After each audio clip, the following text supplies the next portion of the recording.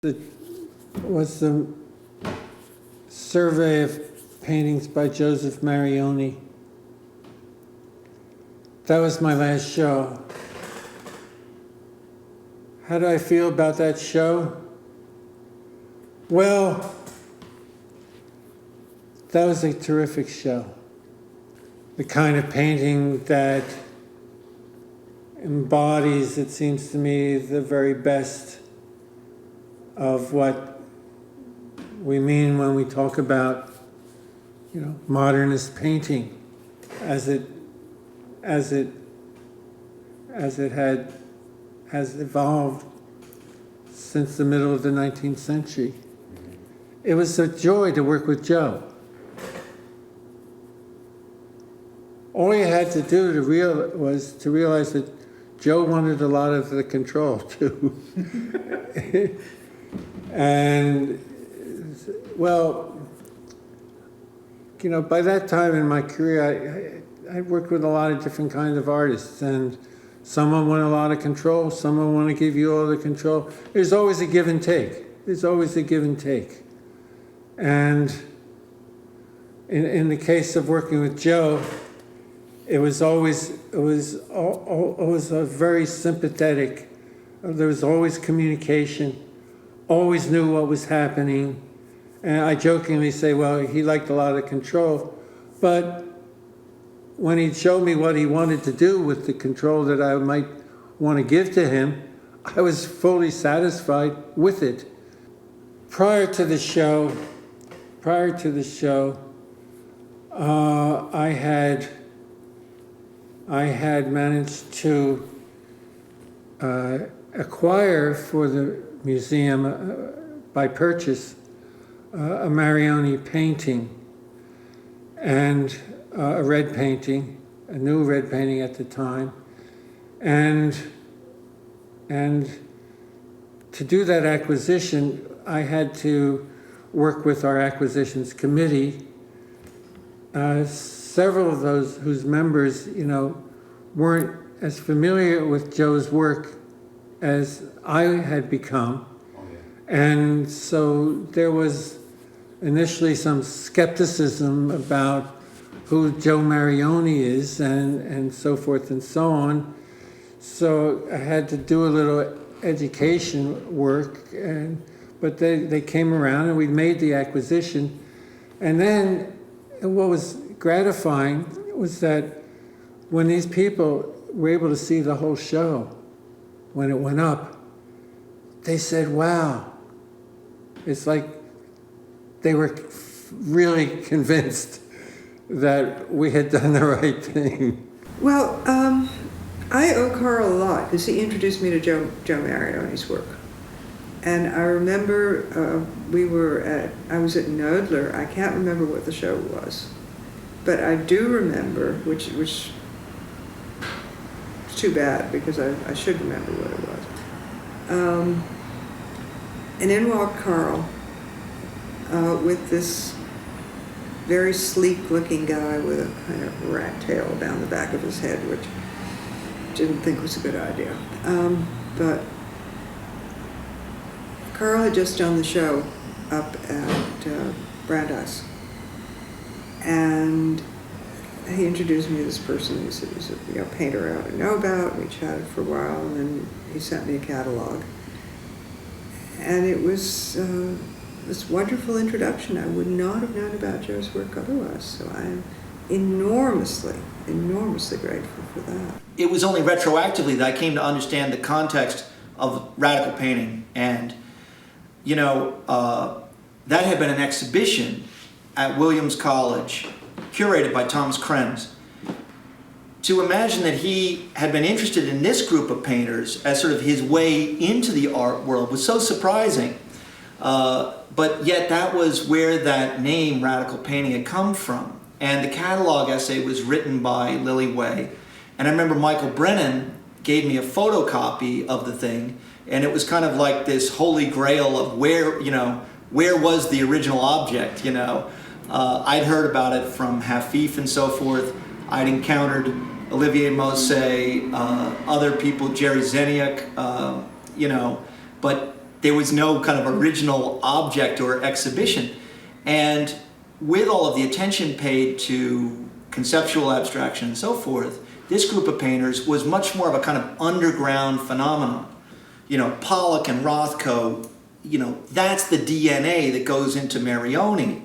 And he's the generation that accepts the mantle of minimalism and literalism, but is moving it somewhere else, you know. And I think that in Marioni's case, you know, perhaps it was through his love of modern that he was able to kind of think about the painting in a more open, lyrical way, despite the kind of severity of his thinking.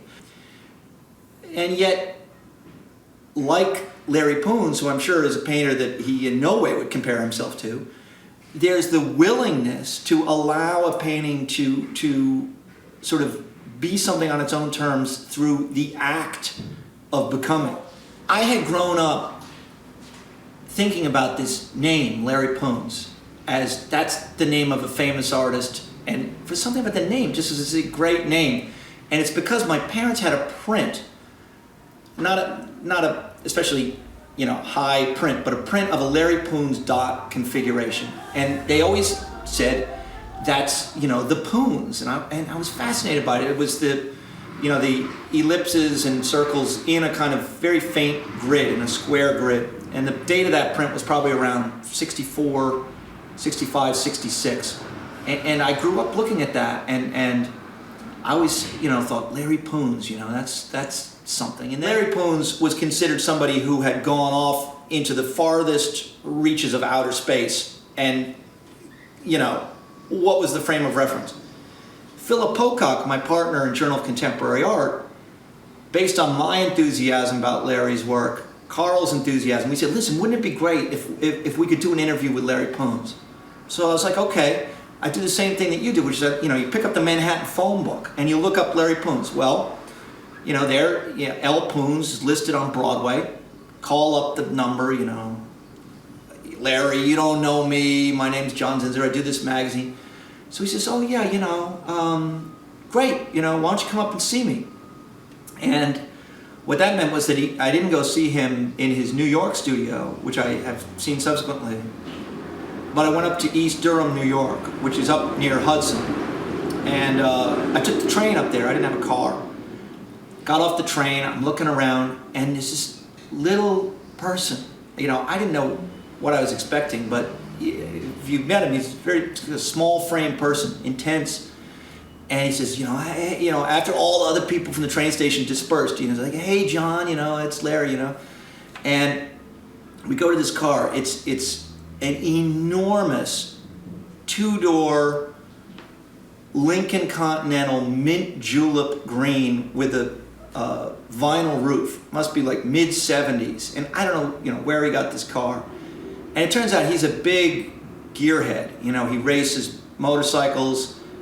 He was known in the 60s for spending the money from his Guggenheim grant on a Lamborghini, all this kind of stuff. I can tell you about Poons. Yeah. I mean, Larry does not operate on the same planet as the rest of us. It's part of his charm. It can also make you insane. We had a session of this international artist workshop that I'm involved with that Tony Caro founded in 1982. And we had a session of it in Barcelona. Larry was participating. He got there early because he was afraid his paint wouldn't dry in the 2 weeks of the workshop. It was Good Friday. Larry did not understand why Spain was closed, and he didn't understand why they didn't open it for him. So his solution was to get on the phone to Tony Caro in London, and I can't remember whether Larry called Tony 18 times in 24 hours or 24 times in 18 hours or something like that. Then Tony decided the only way to deal with this was to get on a plane and come and help Larry set up. So we were given as the studio space a former orphanage, school, residence, what have you, which is now the site of the Museum of Contemporary Art in Barcelona, the Richard Meyer building, although there's still fragments of the old place left. And it was not ready. It was going to be improvised anyway. The room Larry wanted was full of, leaflets and what have you, so Tony was carrying them out. And then canvas wasn't big enough, so one of the Barcelona organizers' mother stitched the canvas together for him, and it went on like that. And then he, painted this fabulous roll, having driven everybody to the brink of insanity. And he was perfectly tranquil and calm. Oh, we did change hotels because there was no television in the room of the hotel that they put us up in. But we kept saying, all right, it's going to be in Spanish. You don't speak Spanish. But he wanted it. But he was a great presence and, painted wonderfully and always has the most amazing things to say about everything. I think big basis of Larry's friendship and mine is that I was in he has a 1950s racing Mercedes, which I went for a ride with him up in the Catskills where their house is. And I didn't flinch, and I didn't try to stamp on an imaginary brake. What Larry didn't realize is that I had a French beau for many years who actually was a car racer, among other things. So, this was nothing. I was used to this. But I think it gave me points. And we have since very friendly with his wife also, who's a very good painter as well. You should get him to tell you about his theory about painting being a sum of mistakes. You start with a blank canvas. You put a mark on it. It's a mistake. If it wasn't a mistake, you would already have the greatest painting in the world. You don't have the greatest painting in the world. So clearly it's a mistake. Then you have to make another mark.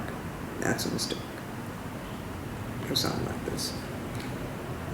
It's a very persuasive and interesting view of things.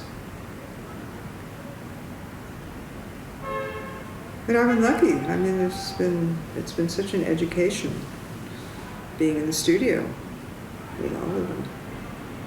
Caro makes you work in the studio. It's what you think, and you don't mince words. You have to get engaged, but that's what makes me a critic. Those are my gymnastics. I mean, that's what's interesting about being involved with the workshop. I'm confronted by artists for whom I have no context often. I don't know what's going on in Sri Lanka. I just have this thing in front of me, and I have to figure out in its terms what it's about, and come up with some kind of response and have some kind of conversation. But I wasn't really much of a sculptor. I've always been a painter, and even still today, I talk more like a painter, I think, than a sculptor. But what I really discovered, I think, as coming to New York was, the New York School and all that, particularly guys like David Smith, Herbert Ferber, Lassaw,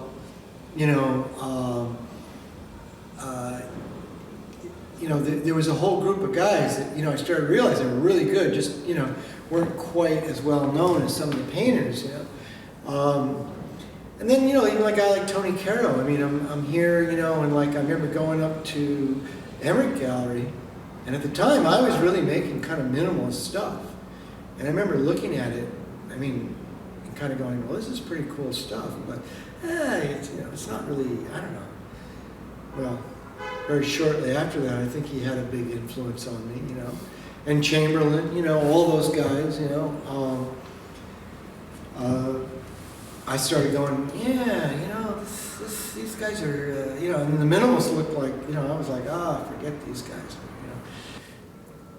At this point, going back maybe 2 years ago, 3 years ago, I don't even know where to really start. I started looking at my drawings, because there's a freedom to them that I was really kind of always chasing after in the work, and trying to find a way of you know, loosening it up and opening it up to that kind of freedom. And you know, even with painting them too, same thing. How can I get to that kind of freedom? You know, because the materials slow you down. You know, I mean, you're working with you know, this is metal. You know. And that's what's interesting about Chamberlain, you know, he found a way of being free in metal. And I know at one point, I remember when I first met him, he had gone to foam. I met John down in California, down in Malibu, and my friend Frosty said, Forrest Myers, he'd met me up in San Francisco. We'd been hanging out together, going to Fillmore, you know, and listening to all the rock bands, and, you know, chasing girls or whatever together. And we were like, he said, hey, you want to come down to L.A.? Virginia Dwan's got these, she's got a house right on the beach. Not knowing she had 2 houses on the beach, you know. And, you know, Chamberlain's down there and a bunch of other guys from Park Place. And I said, yeah, let's go down there. You know, I had a truck then. He had bought a 3-wheel motorcycle from the cops, and we'd sprayed it gray, and we were riding around San Francisco in that thing. And so we hauled it down there. And I remember walking into it was a beach house, you know, 2 beach houses on each end of the kind of property. And I don't know what, Frosty said to me, yeah, John's upstairs, go introduce yourself or something. I remember I went upstairs and I hear this grunting like, and I'm going, oh God, what's that? Sex? Somebody's, you know, I was like, what's going on here? And I walk in and there's John, you know, wearing like shorts or a bathing suit, and some other guy, and I'm going, hey, what's this about, man? And they're all sweaty, and they're rolling around on this foam, you know, and he's like tying it down, and I guess they're gluing it or something, you know. And I was like, oh, okay, they're making art. It's like, oh, okay. But, you know, I think John was even trying to push that idea even further in those days, but I don't think, well, the foam ones are pretty good, but I think the steel stuff, you know, the best of it is incredible, you know. But, yeah, that's how I met John. I mean, I just hi, hey John. It's like, oh, glad to meet you. You know, because they were foam, everybody said, you know, they just collapse. But they haven't. So Dia owns about 30 of those pieces, and they've always kept them in a dark vault. And a woman who was the head of Marfa, Mariana Zegebrecht, who's really terrific, she did a show at Marfa of about 40 foam pieces that range from small ones to, you know, the ones you really have to wrestle with to get the string around. And the show was really beautiful. And, you know, he'd splash paint on them sometimes, like they look polka dotted. He was out in California, and a great dealer named Virginia Dwan had a guest house out there, and he was at Virginia's house, and he picked up a sponge, and he was tired of people saying, oh, he's the car part man. So he was squeezing the sponge, and he thought, oh, this is good. So he tied a few sponges, and then he switched to foam, started making the foam pieces. And he did that for a couple, I don't know, maybe 1 or 2 years where there were hardly any metal pieces. But, I mean, quite a few of them have, you know, fallen apart because they've been sitting on a windowsill or gotten sun on a daily basis. And I think he also gave quite a few things away. But they're pretty interesting.